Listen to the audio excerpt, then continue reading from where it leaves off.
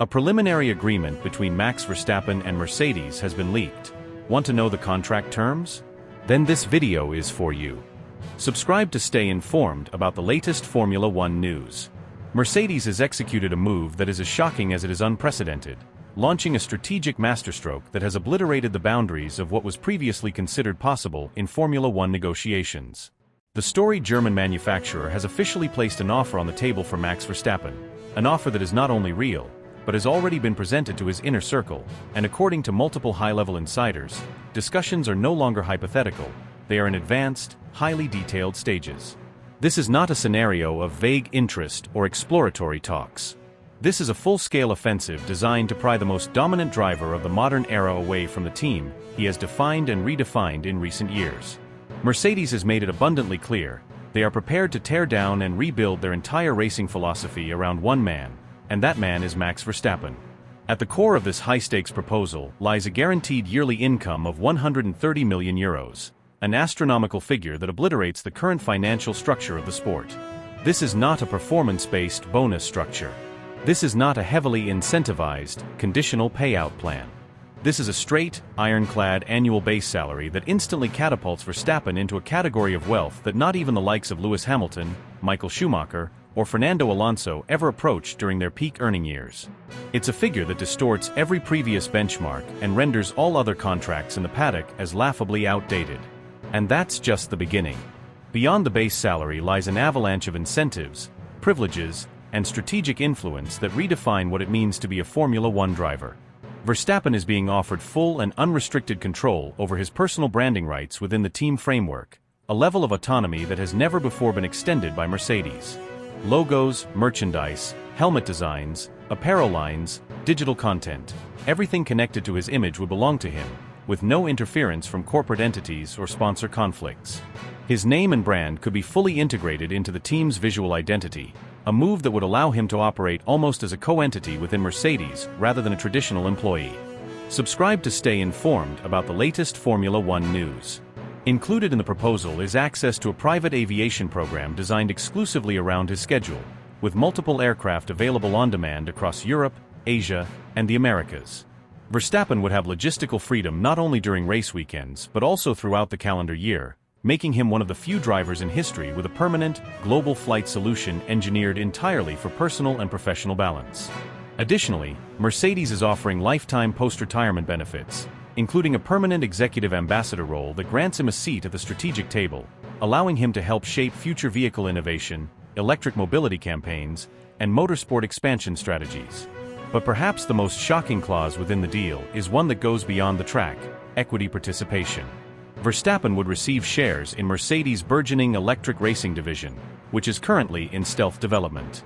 This unit, believed to be central to Mercedes' 2030 sustainability and innovation roadmap, would give him not only a competitive edge in the world of next-gen motorsport but also long-term financial dividends that could surpass his already massive racing salary. This makes him not just a driver, but an investor, a brand partner, and a long-term stakeholder in Mercedes' future technological empire. And then, just when the dust was beginning to settle, came the shocking development that has flipped the driver market on its head. George Russell, Mercedes' homegrown talent, long viewed as the natural successor to Lewis Hamilton, is set to be part of the transition. As a direct consequence of this monumental proposal, Russell is being positioned as the centerpiece of a high-profile transfer to Red Bull Racing, Verstappen's current home. This isn't just a driver swap. This is a seismic disruption that challenges the very architecture of both teams' long-term plans. Red Bull has quietly been preparing contingency scenarios in case Verstappen chooses to walk away, and insiders now confirm that Russell is at the very top of their replacement shortlist.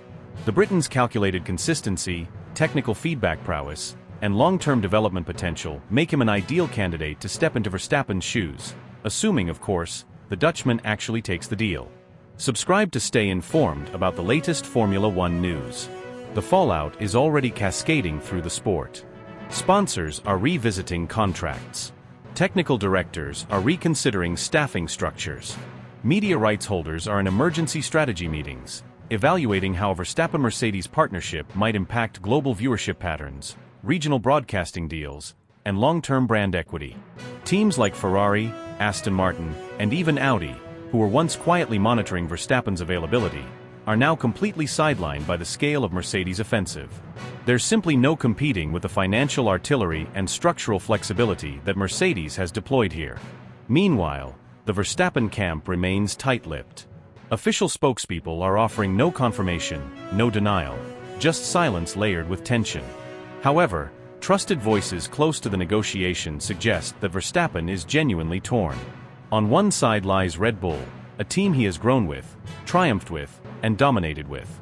On the other, Mercedes, a brand offering him unprecedented control, long-term security, and the ability to become not just a driver, but a living symbol of motorsport evolution.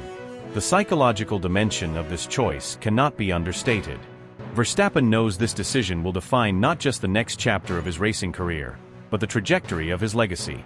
He must consider the shifting power dynamics at Red Bull, the uncertainty following the exit of key figures like Adrian Newey and Christian Horner, the growing influence of the Austrian boardroom, and the internal culture that seems increasingly volatile. He's watching Red Bull try to hold itself together, possibly even offering to build the team's identity around him. But at what cost? At what point does loyalty become liability?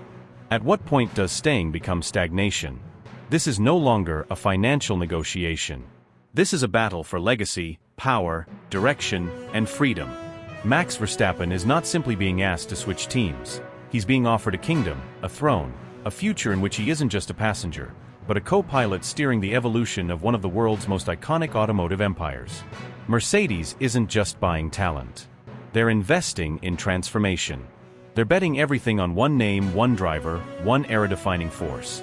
And now, all eyes are locked on Max Verstappen to see whether he will ignite a revolution or remain where he is, watching from the throne he built but may no longer fully control. What has recently emerged from deep within the inner circles of Formula One's most powerful garage is not just a tale of frustration or misalignment. It's a slow-motion implosion of a relationship that was once considered untouchable. Beneath the perfectly orchestrated podium celebrations, behind the strategic brilliance on race day, far removed from the meticulously engineered machinery that propelled Max Verstappen to multiple world titles, lies a complex and evolving breakdown that extends far beyond the superficial friction with Christian Horner. That surface-level tension, while real, was merely a signal flare, an early symptom of something far more deeply rooted, and now, according to numerous high-level insiders, irreversibly fractured. The real fracture wasn't public. It didn't explode in front of the cameras or within a controversial radio transmission. It was quiet, deliberate, and corrosive. Over the course of multiple seasons, Verstappen's internal relationship with the very fabric of the Red Bull organization began to rot. This wasn't a driver growing weary of losing, he was still winning. This was about influence, respect, acknowledgement, and a growing sense of intellectual betrayal.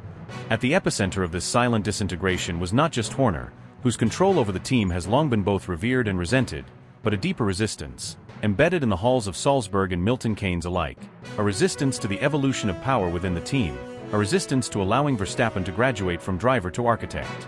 Sources with direct access to team briefings and internal correspondence describe a mounting pattern of marginalization. Verstappen, known for his precision, his obsession with data, and his meticulous understanding of racecraft, began noticing a growing reluctance from senior figures to seriously engage with his analysis. Engineers closer to the garage floor praised his technical instincts, but higher-ups on the executive level, particularly from the Austrian Oversight Board, reportedly began treating his input as noise, an irritant rather than insight. Executives with limited racing pedigree and more interest in preserving the political status quo began tightening their grip over critical developmental paths, pushing through decisions that, from Verstappen's camp, made little engineering sense. Privately, Max started referring to the dynamic as a disconnect between talent and hierarchy. He began to voice his concerns to his inner circle, not in tantrums, but in a growing, steely silence. One particular moment stands out. Ahead of last season's Singapore Grand Prix, Verstappen had pushed for a unique downforce configuration based on long-run simulations and comparative degradation models. His feedback, however, was overridden. His setup was dismissed in favor of a more conservative baseline favored by the strategic committee. The result? A lackluster performance, unexplained struggles in sectors where Max had predicted tire overheating, and a weekend that ended in frustration and pointed glances rather than open confrontation. These weren't isolated incidents. Over time, a pattern emerged. Verstappen's technical suggestions would be noted, sometimes even praised to his face, but then quietly overridden behind the scenes. He would discover changes had been made to the car's setup after he'd signed off on a different plan. He would learn about new developments only after they were already implemented. Even sponsorship decisions, once made with his full visibility, began happening without consultation, signaling to Verstappen that his centrality to the team was slowly, but undeniably, being diluted. Helmut Marko, the aging kingmaker whose reputation as a talent spotter remains unmatched, became one of the main flashpoints. Once a mentor, Marko had devolved into what Max allegedly described as a relic of a past era, a figure clinging to influence while refusing to adapt to a driver who had long outgrown his need for guidance. The clashes between them were not just professional, they were philosophical. Marko reportedly dismissed Max's push for more integration between the simulator team and race engineers, arguing that the old-school feel of real track time mattered more. Max, furious, reportedly said in one closed-door meeting that Marko was actively slowing the team down out of pride, not performance. Things escalated after a series of critical turning points. The Abu Dhabi debrief at the end of last season, which was supposed to celebrate the championship, reportedly turned bitter when Verstappen discovered that several of his requested technical audits, including a full analysis on corner entry instability, had been shelved for lack of urgency. His attempts to meet directly with the lead aero engineers were delayed repeatedly, and when he finally sat down with them, they revealed that certain upgrade paths had been blocked upstairs, without explanation. These weren't oversights. These were power plays. Even more shocking was the role of the energy drink brand's corporate arm, based in Austria. A boardroom reshuffle brought in a new layer of business-focused decision-makers with little racing knowledge but considerable influence. According to Verstappen's circle, these individuals were obsessed with brand consistency, cost efficiency, and expansion into new media ventures, often at the expense of racing logic. One executive allegedly suggested dialing back Verstappen's media volatility to make him more palatable for global sponsors, prompting Verstappen to reportedly tell his agent, "They want me to be marketable, not competitive." Behind the scenes, Max began exploring exit options, not out of haste or anger, but out of calculation. He started asking strategic questions about team structures elsewhere, about long-term commitment to engineering freedom, about who really controlled performance direction in rival outfits. Mercedes, despite recent struggles, was floated. Audi, with their blank slate vision and willingness to offer full technical input, became a topic of interest. Even McLaren, with their surge in innovation and youthful culture, was briefly considered, not for the car, but for the mindset. Verstappen wasn't just looking for speed. He was searching for alignment. What's happening now is not a story of rebellion. It's a story of a man who outgrew the very institution that raised him.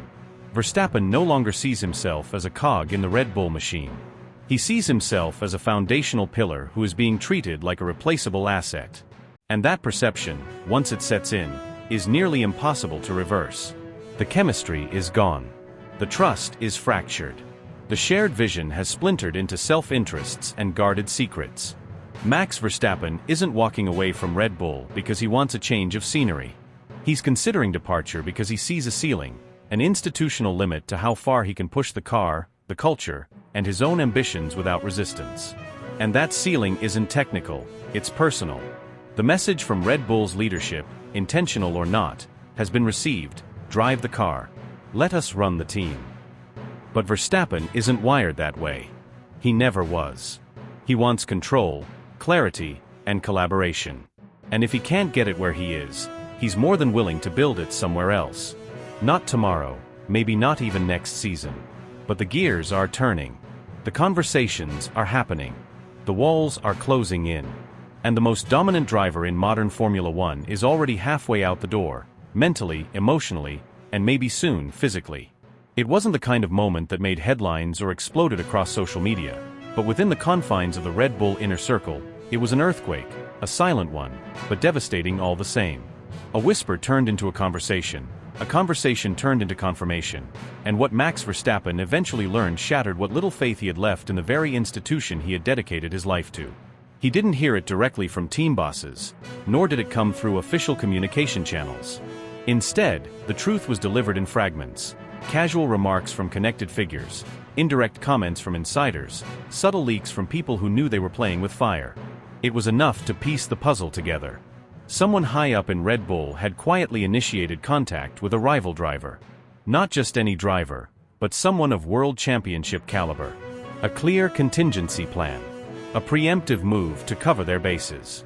A shadow operation conducted under the guise of long-term planning. On the surface, it could be dismissed as standard procedure, but to Max, it was nothing short of treason. This wasn't just about business. It was personal.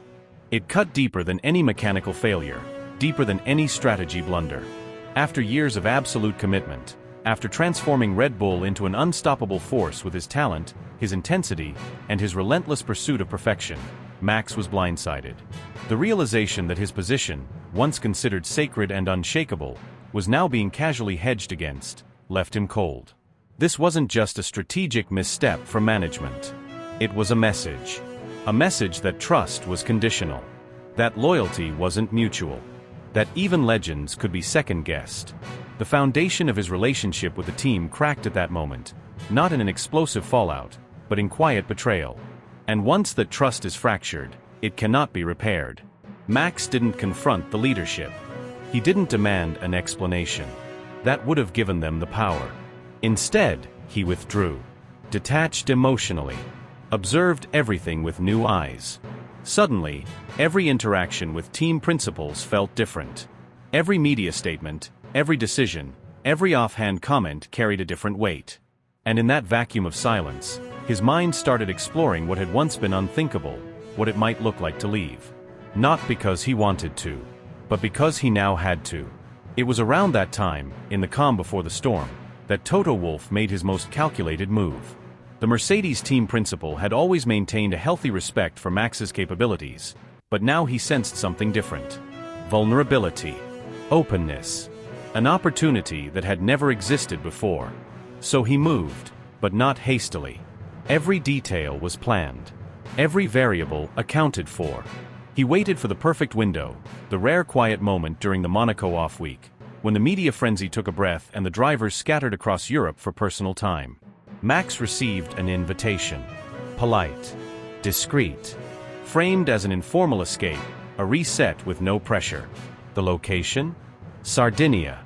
A tranquil, sun-soaked refuge, far from the gossip mills and tabloid lenses. There, anchored in the turquoise waters, Wolff's private yacht became the setting for what may go down as one of the most pivotal off-track meetings in modern Formula One history. Verstappen arrived with his manager Raymond Vermeulen and a tight inner circle, all under strict confidentiality. This was not a casual visit.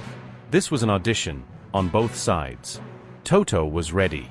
Not with vague promises or charm, but with a concrete, data-driven vision. Mercedes had been working behind the scenes for months, maybe longer, on their 2026 transformation. The new regulations would reset the playing field, and Toto's pitch revolved around one central idea: that Mercedes wasn't just preparing to compete, but to dominate again. He walked Max and his team through technical models, wind tunnel results, power unit schematics, even confidential reliability and energy recovery projections. He unveiled proprietary simulations that showed performance differentials between Mercedes' next-gen engine and the Red Bull Ford unit, and the numbers were shocking. Mercedes wasn't slightly ahead, they were preparing to crush the field. But there was more. Wolff wasn't just pitching horsepower and downforce. He was presenting a future. A team rebuilt around Max, not in theory, but in practice. Custom development input. Leadership influence. Driver-centric operations. A culture that didn't just respect its top talent, it empowered it. Mercedes didn't want to replace Lewis Hamilton with Verstappen. They wanted to hand Max the keys and ask, "Where do you want to take us?" And perhaps most critically, Wolff addressed the elephant in the room: trust. He looked Max in the eye and made it clear, Mercedes would not treat him like a replaceable asset. There would be no backdoor meetings. No second-guessing. No surprises. The team would live and die by the strength of the partnership. For a driver reeling from a betrayal that had pierced his competitive soul, those words mattered more than any dyno chart. Max didn't say yes. He didn't need to. The silence said enough. His head was no longer in one camp. For the first time in years, he was allowing himself to imagine life beyond Red Bull, not as a dream, but as a possibility. A future where he wasn't just the centerpiece of a race team, but the architect of a new era. What followed was a noticeable shift. Insiders began to notice subtle changes. Max no longer deferring to team strategy calls with the same trust. his post-race demeanor colder, more distant. Technical debriefs lacked their usual energy. The smiles were thinner, the laughter less frequent. The Red Bull camp could feel it, even if they didn't understand it yet. Their star was drifting. Not physically, but emotionally, strategically, psychologically. And now, a quiet storm brews beneath the surface of the championship. Mercedes remains tight-lipped. Red Bull scrambles to contain the narrative. And Verstappen? He's no longer just racing for wins. He's racing for leverage. For power.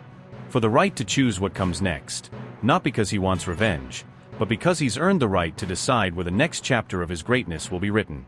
And for Red Bull, that terrifying reality is beginning to dawn. They might have won with him, but they may not survive without him. Max Verstappen sat in calculated silence for most of that extraordinary and high-stakes meeting.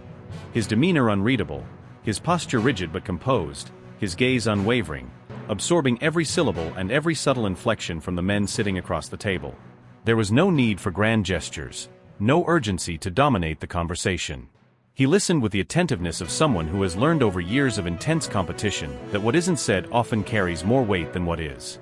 While the others exchanged proposals, laid out forecasts, and discussed logistics, Max remained impassive, intervening only occasionally, and when he did, it was with terse, laser-precise inquiries. No pleasantries. No wasted breath.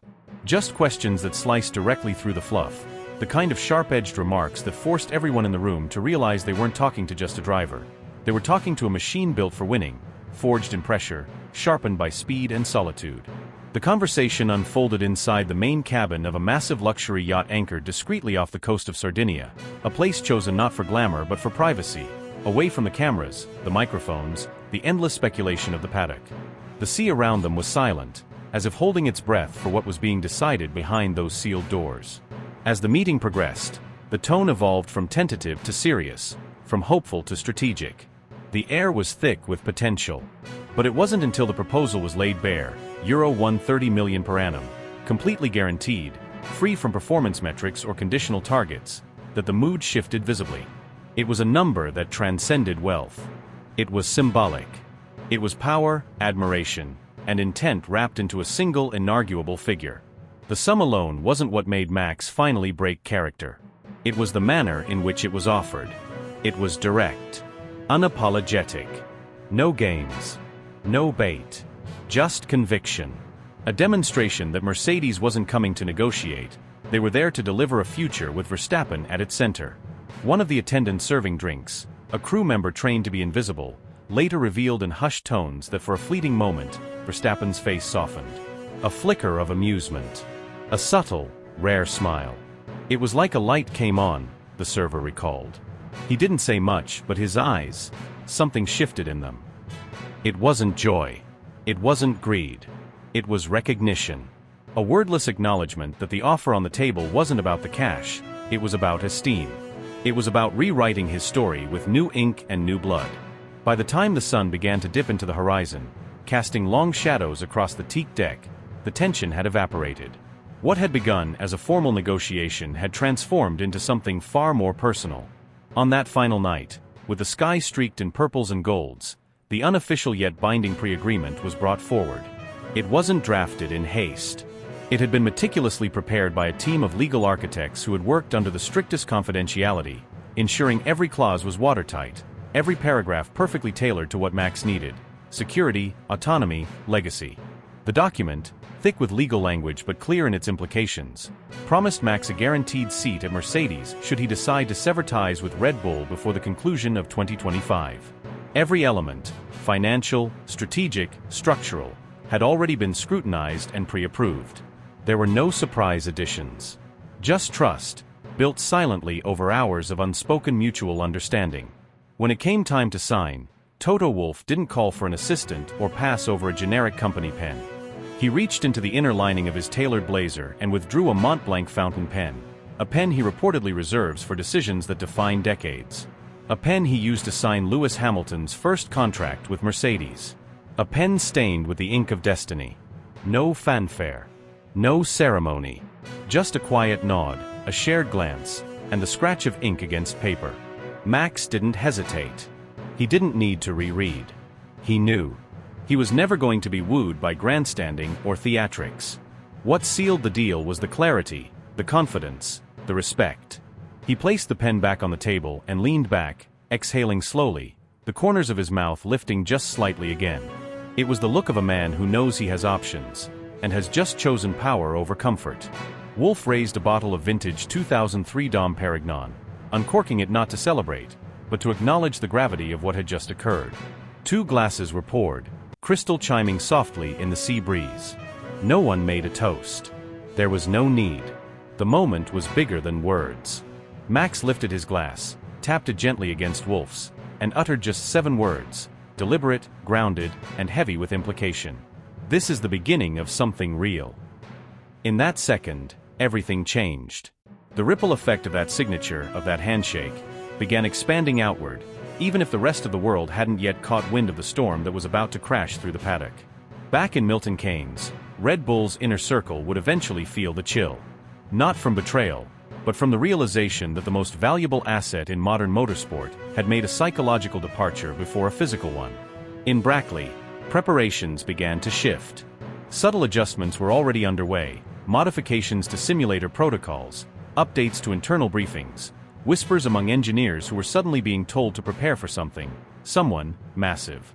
And though the ink on that paper might be hidden from public eyes for months, maybe even a year, the emotional contract had already taken effect. Verstappen had never needed a new team to prove his greatness, but he had accepted the challenge to build it somewhere else, under new pressure, with new expectations. It wasn't a betrayal of his past. It was a declaration of his future. From that moment forward, the narrative would never return to neutral. Fans would speculate endlessly, journalists would hunt for cracks in the story, and Red Bull would quietly begin considering life after Max, even if they'd never admit it out loud. The engines hadn't started, the helmets hadn't been donned, but the first move had been made, and it echoed louder than any start light ever could. Behind the glossy exterior of polished Red Bull merchandise, media-friendly statements, and sponsor appearances, a quiet unraveling is underway, one that can no longer be disguised with well-rehearsed interviews or clever PR spins. Deep within the walls of their Milton Keynes headquarters, a growing unease is mutating into a full-blown crisis.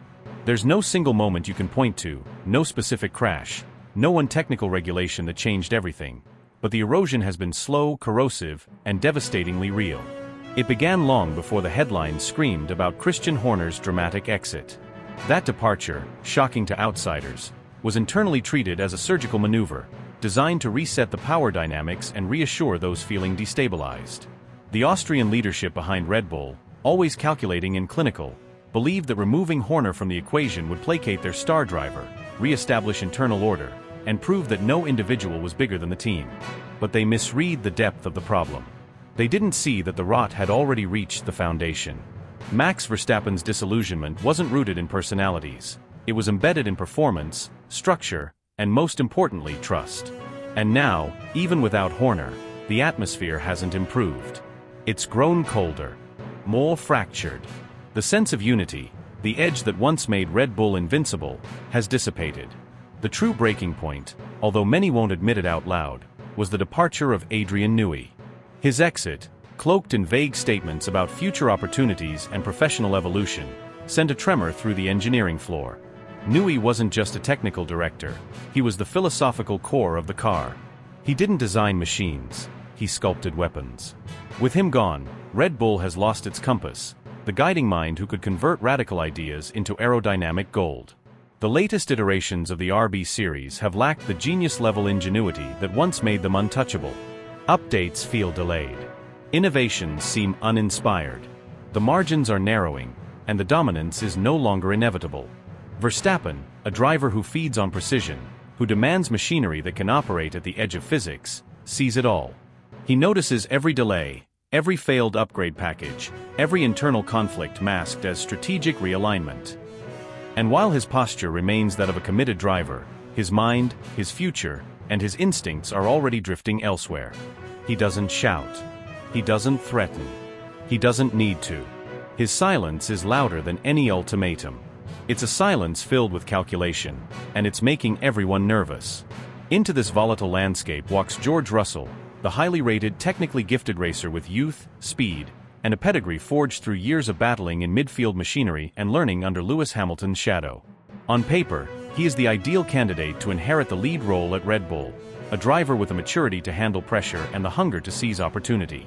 But reality is never that simple. Russell is walking into a battlefield dressed as a race team. The departure of a generational talent like Verstappen creates not just a vacancy, but a vacuum. A power void. A psychological weight that stretches far beyond race results. From the first time he enters the garage, Russell won't just be expected to perform, he'll be expected to restore belief. To lead a fractured operation back to glory. To command the respect of a team still emotionally tethered to the era of Verstappen dominance. And that's a nearly impossible ask. There will be no honeymoon period. No time to adapt. Every data point, every lap time, every comment in the debrief will be dissected through the lens of would Max have done it better? It's a comparison game he didn't sign up for, but one he cannot escape. His ability to cope with that invisible pressure could define his entire career. What the public doesn't yet fully understand, what hasn't been shouted across headlines or debated by pundits, is the monumental shift happening behind the scenes. Mercedes, for years written off as a fading dynasty, have executed a move so calculated, so devastatingly effective, that it may redefine the balance of power in Formula One for the next decade. In securing the signature of Max Verstappen, they didn't just add a driver. They rewrote their own story. They reclaimed relevance. They weaponized ambition. This wasn't just about recovering from the departure of Hamilton or filling a talent gap. This was about erasing doubt, about sending a thunderous message to every rival on the grid that the Silver Arrows have no intention of settling for second best. They're not rebuilding, they're reloading. And they're doing it with the only driver on the planet who has demonstrated the ability to dominate irrespective of circumstance. The transition isn't just technical, it's symbolic. Mercedes have positioned themselves as a sanctuary for winners who refuse to compromise. Toto Wolff, always a strategist, knew that Verstappen was becoming disillusioned, that the Red Bull empire was showing cracks, that beneath the dominance was dysfunction waiting to surface. So while others watched the chaos, Mercedes prepared. They studied, they waited, and when the time came, they struck. Verstappen's arrival gives Mercedes not just a championship contender, it gives them inevitability. His ability to extract performance, to elevate a team's operational tempo, to intimidate rivals with sheer consistency, makes him more than just a driver. He's a force multiplier. The other teams know this. Ferrari, McLaren, Aston Martin, they all feel the air shifting. You can see it in their strategies, in the way they now approach every development cycle with more urgency, more desperation. Because the monster isn't sleeping anymore. It's wide awake, wearing black and silver, and carrying a name that sends shivers through the paddock. As for Red Bull, the internal turmoil shows no signs of subsiding. The political backroom battles, the strategic indecision, the lack of clear vision, it's all catching up.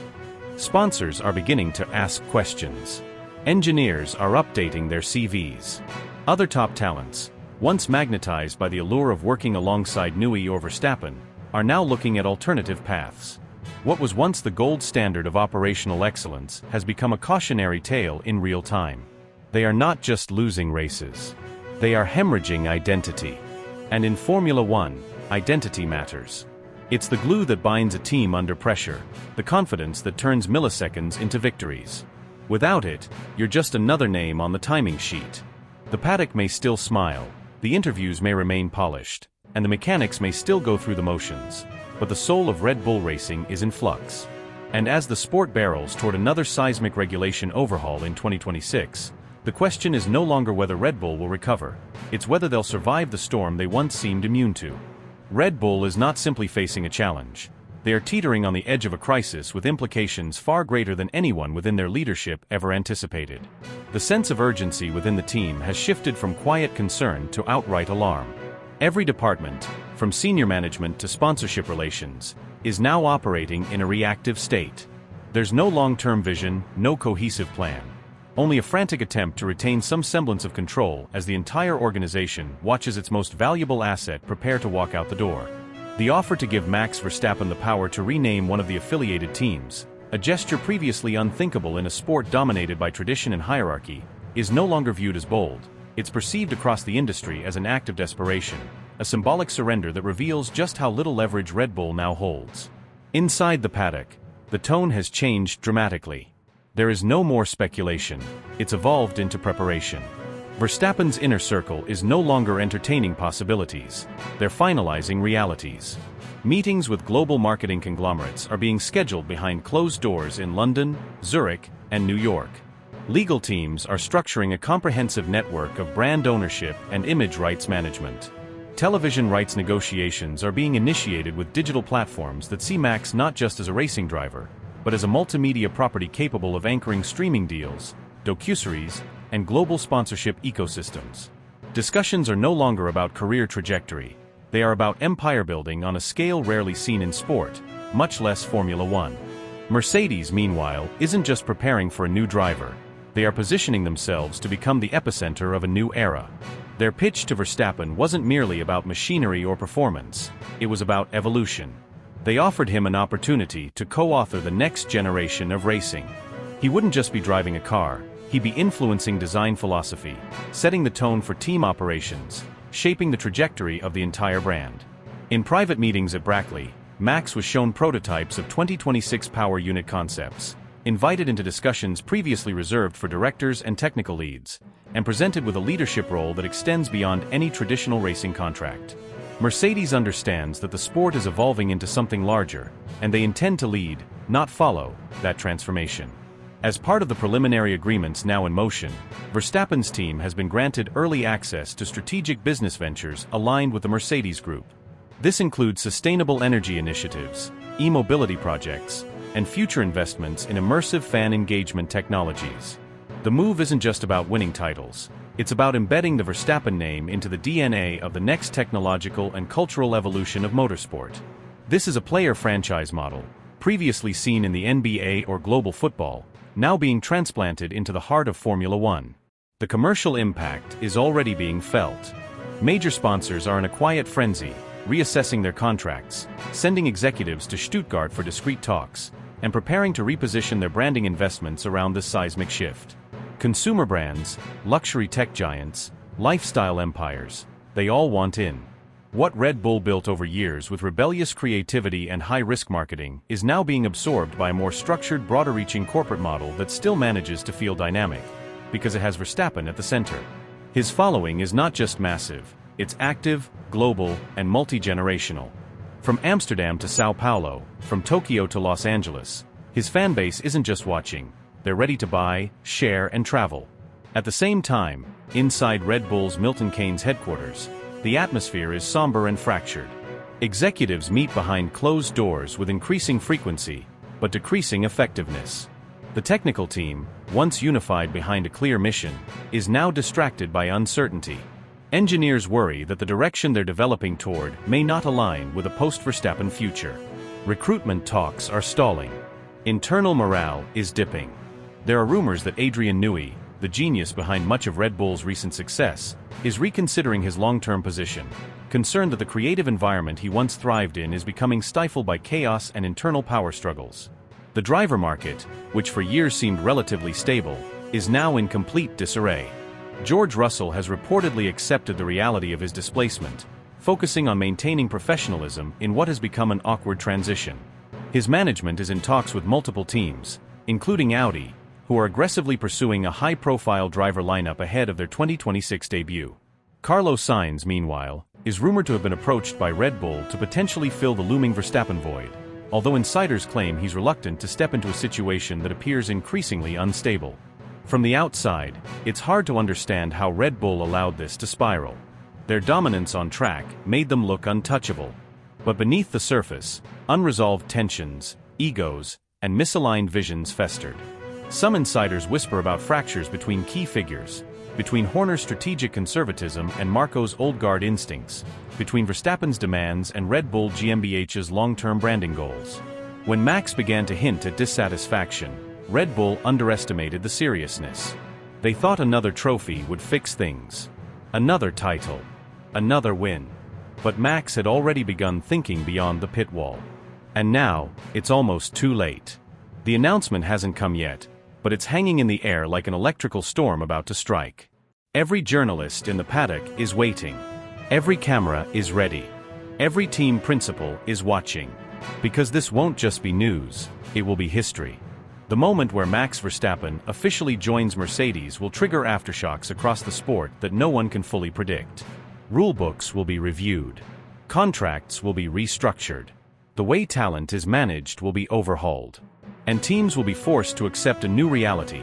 The age of driver-driven dynasties has arrived. So now we wait. The countdown is no longer theoretical. The press release is drafted. The photo ops are being discussed. The outfits for the unveiling are being tailored. Mercedes is prepared for the biggest meteor explosion the sport has seen since Lewis Hamilton's bombshell Ferrari move. And Verstappen? He's ready to step into a new stratosphere, one that transcends racing, that touches culture, that reshapes the sport's narrative for years to come. Red Bull is left staring into the void, trying to assemble a future without the driver who made them untouchable. But some exits aren't just departures, they're transformations. And Max Verstappen isn't leaving a team. He's becoming an era.